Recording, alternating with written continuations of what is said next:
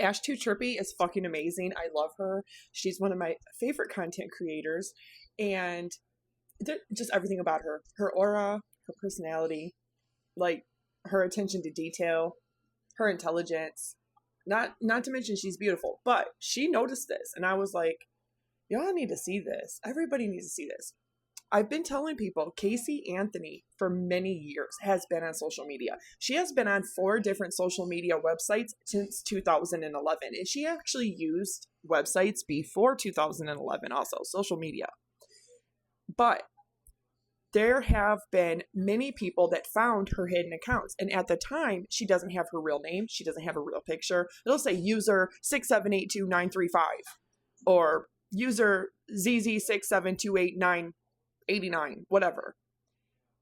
But she religiously watches stuff about herself, about her daughter, about her parents. Now, last year, I covered the whole thing with George and Cindy Anthony. Her parents passed a lie detector with the FBI agent or a former FBI agent who specializes in that kind of thing. He passed all the questions about all the allegations she levied at him in the Peacock documentary she did called Where the Truth Lies. Now, this case has always been one of those cases that it just really gets to me because I'm an aunt of 8.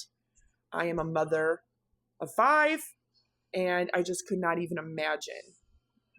I could not even imagine taking a nap and falling asleep on my 2-year-old baby while she wanders off and passes away. But I can't even imagine putting duct tape over a baby's mouth and dumping them and going about my business for a whole 31 days like nothing happened.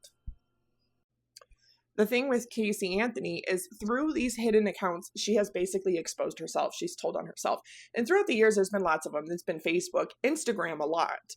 I know she's had a YouTube, she's had a Vine, and she also had some other social media. There's 4 of them total. But the thing is that she will go and actually comment as herself on posts or videos about her mom and her dad especially. She's got so much contempt for her dad.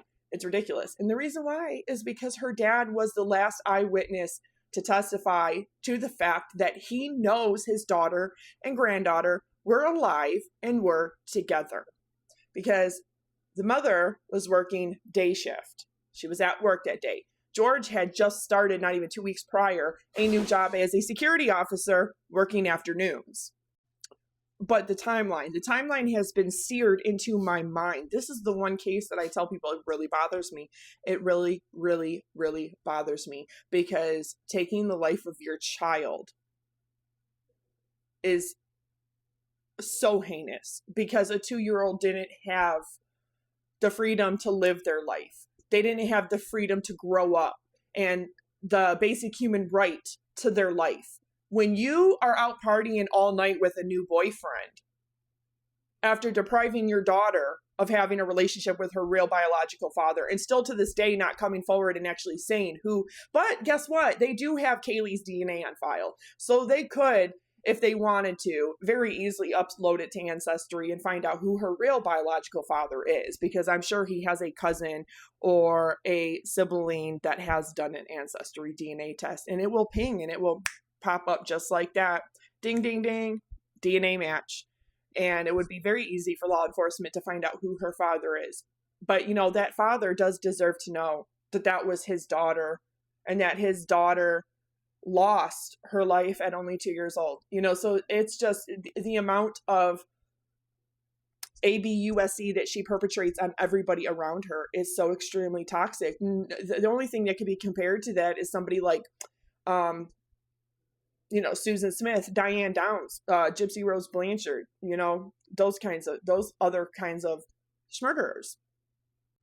But Ash Too Trippy went to Caylee Anthony _Substack, which is her official TikTok account, and went all the way over to where it's your reposts are, and she scrolled all the way down and looked, and you see that on August 18th of 2024, Caylee Anthony was reposting this. That means that she's been lurking. As Ash Too Trippy said, she was casing the joint, she's been on social media, but at the time, she likely didn't have her real picture, her real name, or post anything, but she definitely has accounts on social media, and she's definitely watching and reading everything because she has been doing that since 2011. She used to be relentless on Facebook. But she also reposted this because we all know how she is with the gym. She met her new beau at the gym, you know, the guy that's married with 3 kids and a grandchild, and she took him and they moved from Florida to Tennessee to some apartment. TMZ's paying her, you know, thousands of dollars for pictures. Yeah, that guy. So we all know that Casey's whole thing is gym life because she's so vain. It's all about her, herself. You know, she actually thinks that she's hot shit. But the funny thing about that is she posted this, and I thought, wow, you have some audacity. You think that Gypsy Rose Blanchard plays in everybody's face. Check this out.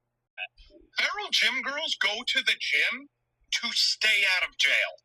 And I will fight anyone on that because they're going, you know, the whole thing with their screamy screams and the ripping into the parking lot, that's because they're running on rage. They don't even need the pre-workout. They just like the tingle that it gives them. They're going to the gym so they don't kill someone, whether it be at work, a family member, a friend, whatever. Someone that pissed them off while they were driving to the gym on the way there that day. So, yeah, I wonder why Caylee Anthony would, from her official TikTok, repost that. Something about that resonate with you, Casey?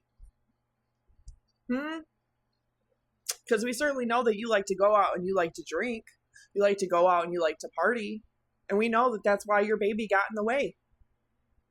Especially of your new relationship at the time, because the man had roommates and was definitely not going to play stepdaddy. And he certainly was not ready to be a father.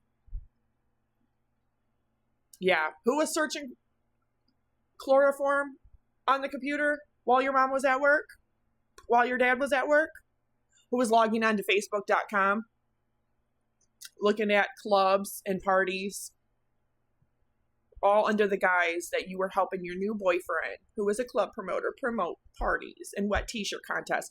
Oh, and you're getting tattoos that say beautiful life while your daughter is missing. But we will never let Casey forget, because it doesn't matter, Casey, if people misspell Caylee's name. There's still better advocates who had more love for your daughter than you ever could be and that you ever had. And that is the sad reality, is that you still deprive your daughter's legacy and memory of the truth, the honor, the luxury, and the privilege of the truth. You're still out here trying to convince people with some bullshit that did not happen. Your dad passed an FBI administered lie detector test. Why did you throw your dad under the bus? Because your dad was the person that was able to say, eyewitness, that my granddaughter was alive and she was last with my daughter. The one person who had sole custody and the sole legal and physical responsibility to keep her alive. And 31 days later, we find out, after not seeing my daughter or granddaughter, that the car that my daughter drives, which is registered to me, is in an impound lot. And it smells like a deceased body. So, of course, they call. Because that's when they finally corner that little snake Casey. And we all know, because all the calls are recorded. All the jail footage was recorded. All of her inmate calls were recorded. Even her roommate has spoken out. The jury has spoken out. The judge who presided over her case has spoken out in the many years since she was acquitted. That doesn't mean that she's not guilty. She's guilty. They just couldn't prove the premeditated part. And it was an accident. However, Casey, at the very least, being a POS, a mother who cared more about partying and her new boyfriend and having sex with him than she did about the life and the welfare and the health of her own 2-year-old baby, that she was just going to sleep all day while her baby wanders off into a pool. At the very least, you're still a POS who barely gets to call herself a mom. In worst case scenario, you were looking up how to make chloroform and did make chloroform, and you purposely put duct tape and a sticker over a child's mouth and then disposed of her like trash.